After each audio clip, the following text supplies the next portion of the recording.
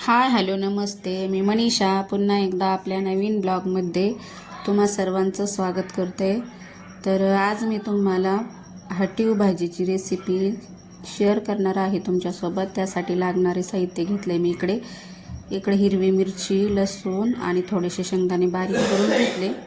भाजी पण मस्त शिजली अशी. आणि यांचा खोकल्याचा आवाज येत असेल मधून तर इग्नोर करा, व्हिडिओला स्किप न करता पहा आणि लाईक कमेंट करत जा, जेणेकरून तुमचं एक लाईक माझा व्हिडिओ अनेकांपर्यंत पोहोचवतो. तर इकडं मी आता ही भाजी अशी हटून घेते.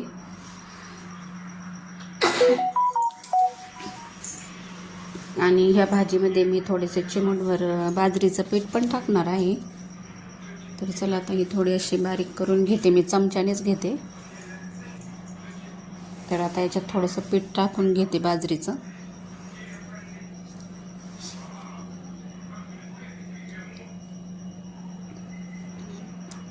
तर इकडं मी पीठ घेतलं आहे बाजरीचं, थोडंसंच घेतलं, अगदी थोडं चिमूटभर आपलं. तर आता हे बारीक करून घेणार आहे मी. दोन्ही मिक्स करून घेते भाजी आणि ते. आणि हे बघा अशा प्रकारे झाले मिक्स. आता कढई ठेवते गॅसवरती. तेल टाकलं आहे 2 पळ्या. आणि वाटणात काही जिरं टाकलं नाही म्हणून इकडं जिरं टाकते मी तेलामध्ये. मस्त असं तडतडलं की याच्यामध्ये ते वाटण केलेलं ते टाकणार आहे. हे बघा हे वाटण केलेलं आता हे पण परतून घेणार आहे. प्रत्येकाची वेगळी पद्धत असते, माझी वेगळी पद्धत आहे.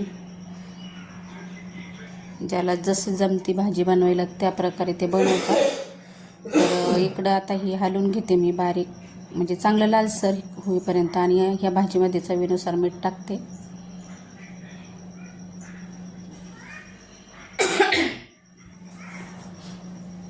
आणि आता हे झाले चांगलं लालसर परतलं आहे, त्याच्यामध्ये ते भाजी टाकते. आणि जसं आपल्याला जेवढी लागते तेवढीच करायची.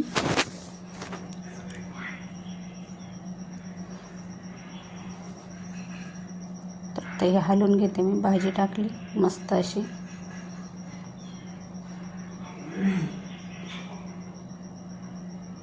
तर थोडंसं ते पाणी पण ठेवलं होतं मी भाजीचं उरलेलं हे. तर हे पण मी त्याच्यामध्येच टाकून घेणार आहे.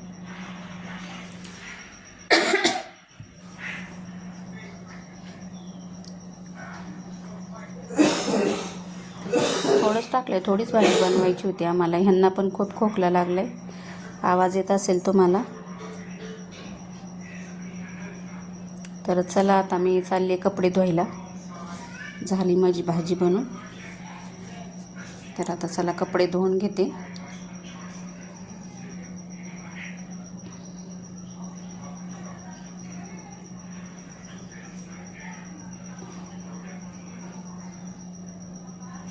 कपडे झाले की आपलं रोजचं काम चालूच आहे, मशीनचं, शिलाईचं, ब्लाऊज शिवायचे आहेत.